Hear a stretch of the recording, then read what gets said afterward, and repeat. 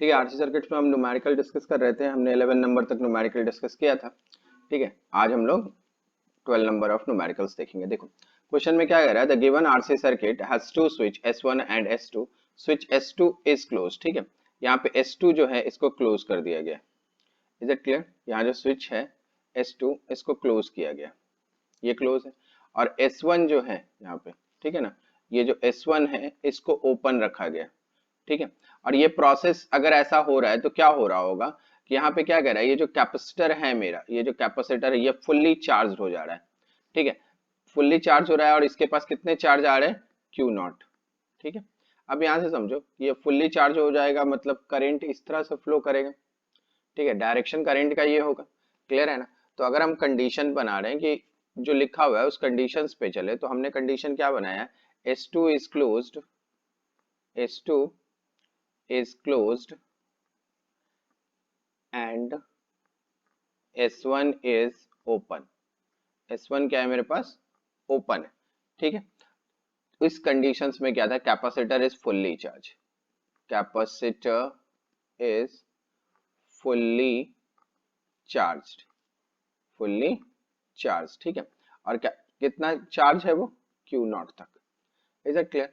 अब देखो इसी में सेकेंड सिचुएशन क्या बोल रहा है, सेकेंड सिचुएशन कह रहा है S2 इज ओपन, सेकेंड कह रहा है S2 is open, S2 is open मतलब अब ये जो है, ठीक है, यहाँ पे ये जो S2 है, यहाँ देखो ये जो अब दूसरे सिचुएशन में क्या कह रहा है कि ये जो S2 है, ठीक है, यहाँ समझना कि अब दूसरे सिचुएशन में ऐसा कह रहा है ये कि S2 को ओपन रखा गया, ये S2 को ओपन कर दिया गया और S1 को क्लोज कर दिया गया, इसको क्लोज किया गया है और ये S2 को ओपन रखा गया है यहाँ पे।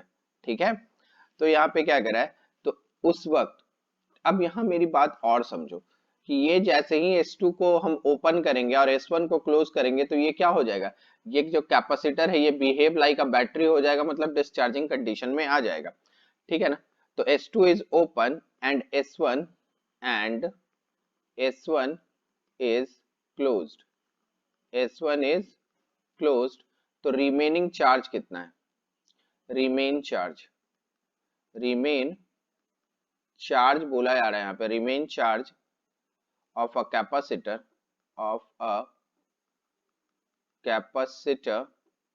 इज इक्वल टू है Q नॉट बाई 2। ठीक है, और कितने टाइम पर है, टाइम दिया है उसमें T1।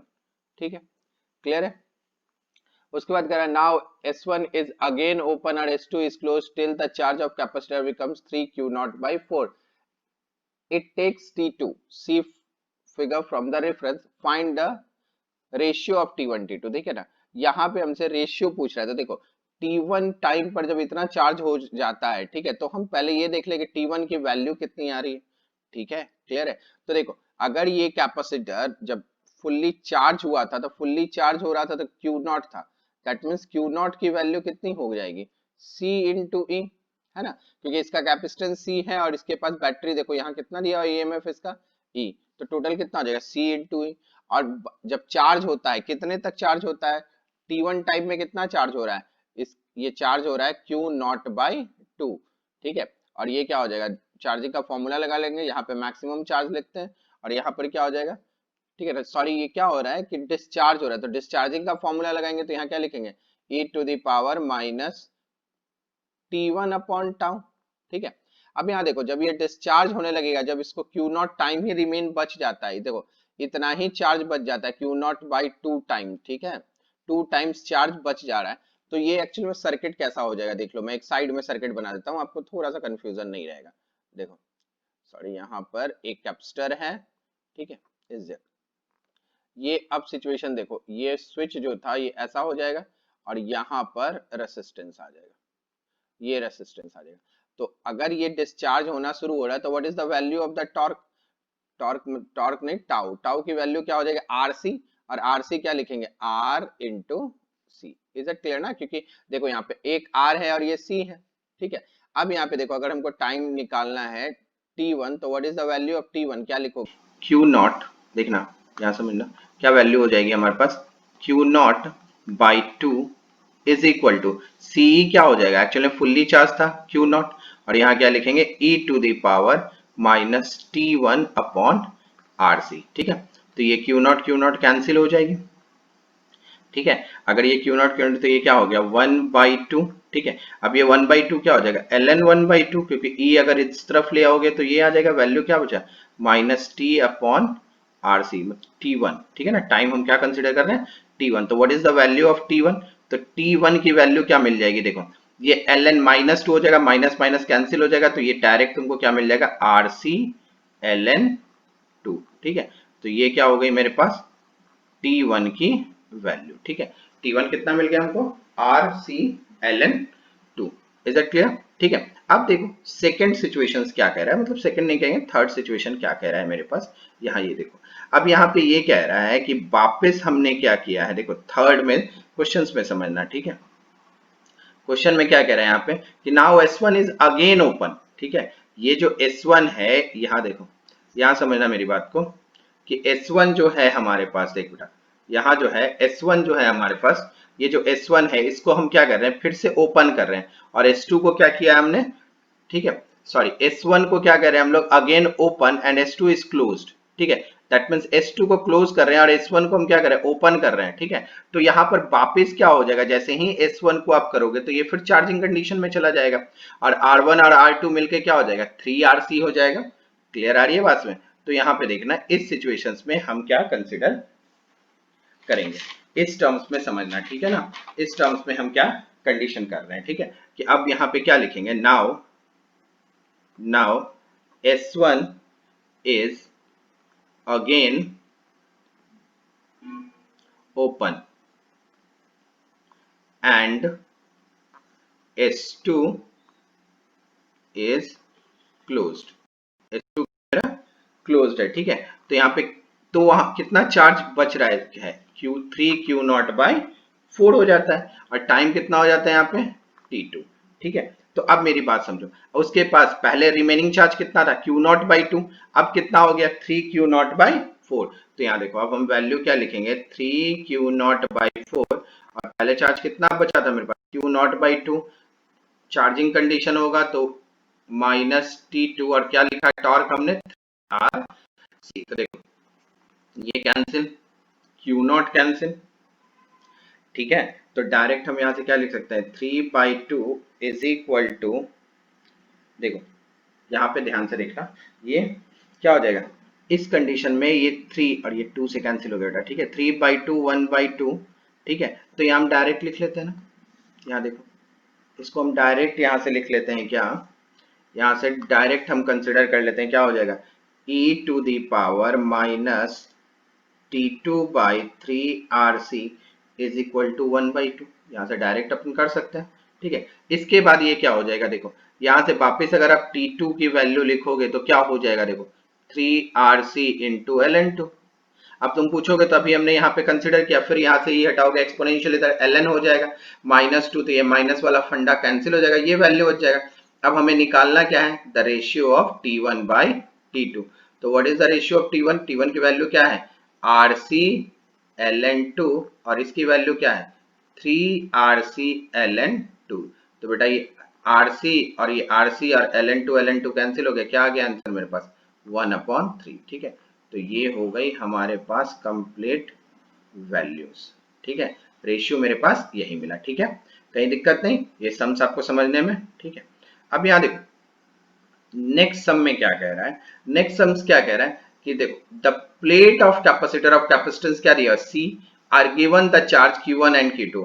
ठीक है, are shown in the figure, now the switch is close at t is equal to 0, find the charge on the plate after time t। अगर आप इसको क्लोज कर रहे हो, ठीक है, तो आफ्टर टाइम t क्या चार्ज मिल रहा है। तो एक चीज याद रखो कि यहाँ पर प्लेट्स के पास, ये जो प्लेट है इसके पास पहले से ही चार्ज है Q1 Q2, इसके पास पहले से ही चार्ज है Q1 Q2, तो आउटर सरफेस पे तो चार्ज आपको पता है क्या निकल सकता है, मगर यहाँ पे कंडीशन क्या होता है कि जो इनर सरफेस का जो चार्ज होता है वही डिस्चार्ज होगा।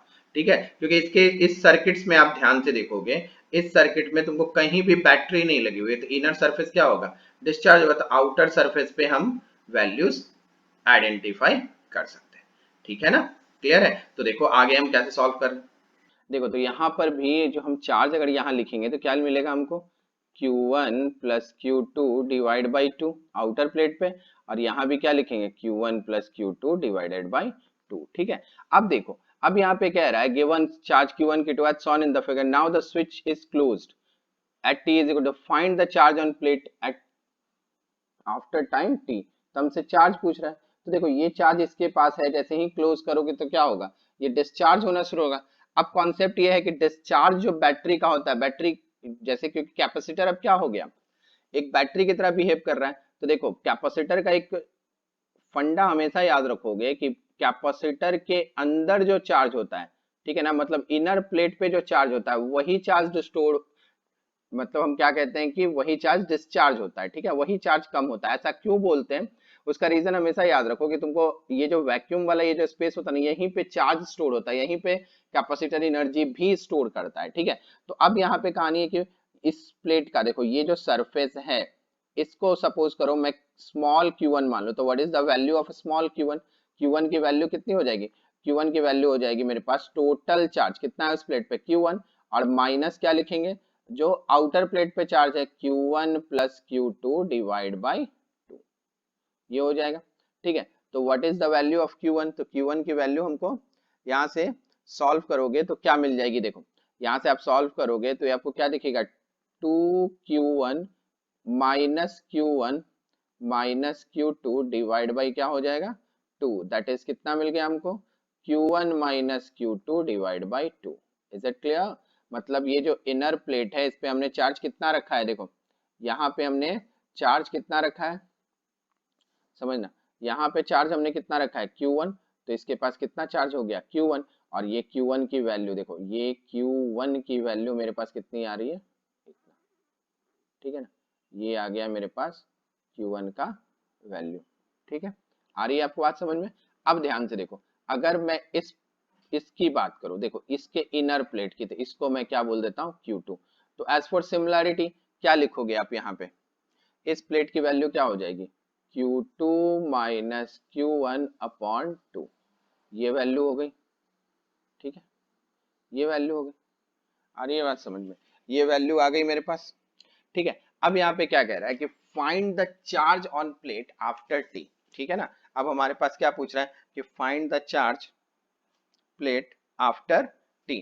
तो देखो अब यहाँ पे समझो कि कितना चार्ज उसके पास पहले था, कितना चार्ज उसका डिस्चार्ज होके निकल गया, वो सारी के बारे में हमें डिस्कस करना है। देखो ये प्लेट वाले सेक्शन में मुझे नहीं लगता आप लोग को दिक्कत आ रही होगी। देखो यहाँ पे ये क्लियर है कि ये Q1 प्लस Q2 कैसे हुआ, यहाँ पे भी Q1 प्लस Q2, क्योंकि आपको एकदम ध्यान रखना है कि sum of the charge divide by plate, ठीक है, यही होता है आउटर सरफेस पे ऑलवेज प्लेट की वैल्यू। ठीक है ना, इसमें कहीं दिक्कत नहीं है, आप लोग को आ रहा है ये समझ में। अब देखो अगर यहाँ पर ये सारे सेक्शंस आपको समझ में आ रहे हैं तो मेरी बात को अब ध्यान से समझो कि तुमको अब पता चल गया कि इसके इनर सरफेस पे कितना चार्ज है, वो कितना है Q1 माइनस Q2 बाई 2, और यहाँ पे Q2 के पास कितना है Q2 बाई Q1 बाई 2। ठीक है, ये दोनों सेक्शन मेरे पास आ चुका है। ठीक है ना, अब बात करो डिस्चार्ज का कि वो कितना डिस्चार्ज हो रहा होगा। देखो एक प्लेट से कितना डिस्चार्जिंग हो रही है, तो हम क्या बोलेंगे, देखो यहाँ मेरी बात सुनो, तो टोटल अगर डिस्चार्ज है तो डिस्चार्जिंग तुम क्या बोलोगे, देखो यहाँ पे अगर मैं बोलूं टोटल डिस्चार्ज कितना हुआ एक सरफेस पे, ठीक है, तो आप देखो ये वाला प्लेट अगर देखो ध्यान से समझना, ये अगर पॉजिटिव प्लेट होगा तो ये प्लेट क्या होगा निगेटिव, है ना, ये पॉजिटिव निगेटिव इनर सरफेस पे मिलेगा आपको। ठीक है, तो आप क्या करोगे, देखो तो आपको कितना चार्ज बचा वहां पे, क्योंकि यहाँ पूछ रहा है ना find the charge on the plate. ठीक है, तो चार्ज ऑन द प्लेट कितना है, तो देखो इस प्लेट पे कितना चार्ज है, इस प्लेट पे, तो यहाँ पर क्या होगा, इस यहाँ का जो चार्ज है ये वाला वैल्यूज देख रहे हो ना Q1 माइनस Q2 बाई 2, ये डिस्चार्जिंग में जाएगा, बट आउटर प्लेट पे कितना मिलेगा Q1 प्लस Q2 बाई 2। तो क्या लिखेंगे हम लोग, देखो एक प्लेट पे लिखेंगे इसको, चलो मैं बोल देता हूँ, देखो यहाँ ध्यान समझना, इसको मैं बोल रहा हूँ क्या प्लेट 1, प्लेट फर्स्ट, ठीक है क्लियर, और इसको मैं बोल देता हूँ प्लेट सेकंड, प्लेट सेकंड। ठीक है, क्लियर है ना, देखो इसको क्या बोला मैंने प्लेट सेकंड। ठीक है, अब यहाँ देखो अगर मैं प्लेट 1 की बात करूँ तो इसके आउटर सरफेस पे कितना चार्ज है Q1 प्लस Q2/2 इतना चार्ज हो गया। अब वो डिस्चार्ज कितना होगा, ठीक है, प्लस डिस्चार्ज कितना होगा ये, क्योंकि ये मैंने पॉजिटिव प्लेट लाया तो कितना डिस्चार्ज हो जाएगा ये Q1 minus Q2 divide by 2 into क्या लिखोगे e टू द पावर, ठीक है। और देखो कैपेसिटर एक है, रेसिस्टेंस यहाँ है, तो क्या लिखेंगे माइनस, कितने टाइम के लिए पूछ रहा है हमसे, टी टाइम के लिए, तो क्या हो जाएगा टी अपॉन आर सी, ठीक है। ये किसके लिए हो जाएगा, प्लेट 1 के लिए, ये किसके लिए हो जाएगा, प्लेट 1 के लिए। इज इट क्लियर ना, किसके लिए हो गया ये, प्लेट 1 के लिए। तो इसको मैं क्या लिख लेता हूँ Q1 डैश, ठीक है। अब दूसरे पे भी देखो, अगर तुमने Q2 डैश निकाला है, Q2 डैश सेकेंड प्लेट के लिए, तो ये भी क्या हो जाएगा, इसके भी आउटर सरफेस पे तुमको Q1 प्लस Q2/2 मिलेगा, ठीक है। और यहाँ पे क्या करेंगे, ये माइनस हो जाएगा चार्ज, क्योंकि ये निगेटिव प्लेट हो जाएगा, तो माइनस क्या हो जाएगा, देखो Q2 माइनस Q1/2 इंटू, क्योंकि डिस्चार्ज होगा ये भी, e to the power minus T upon R C. तो देखो ये जो कह रहा है find the charge on plate after time T, तो बेटा आफ्टर टाइम टी, ठीक है ना, ये क्या मिल गया हमको, आफ्टर टाइम टी, ठीक है, आफ्टर टाइम टी ये हमें चार्ज मिलेगा दोनों प्लेट पे, ठीक है। तो ये हमारा क्या हो जाएगा फाइनल आंसर, ठीक है, ये हो गया हमारा फाइनल आंसर। क्लियर है। तो देखो अगर कभी भी इस तरह के क्वेश्चंस आए जिसमें प्लेट पहले से चार्ज किया हो, ठीक है, अगर प्लेट पहले से कुछ चार्ज है तो आप ये ध्यान रखोगे हमेशा, ये पॉइंट टू रिमेंबर में आप याद रख लो कि जो प्लेट के अंदर होता है, अंदर जो चार्ज होता है, इनर सरफेस पे जो चार्ज होता है, वही क्या होता है, बैटरी की तरह बिहेव करता है, वही चार्ज डिस्चार्ज होने के कंडीशन में आता है। आउटर प्लेट का चार्ज कभी नहीं। तो आउटर प्लेट का चार्ज निकालेंगे कैसे, तो ये याद रखोगे sum of the charge divide by number of plates, ठीक है। इस तरह से क्या होता है, हमको आउटर प्लेट का चार्ज निकल जाता है। कहीं दिक्कत नहीं इस क्वेश्चन को समझने में, ठीक है। चलो अब हम नेक्स्ट क्वेश्चन की ओर बढ़ते हैं।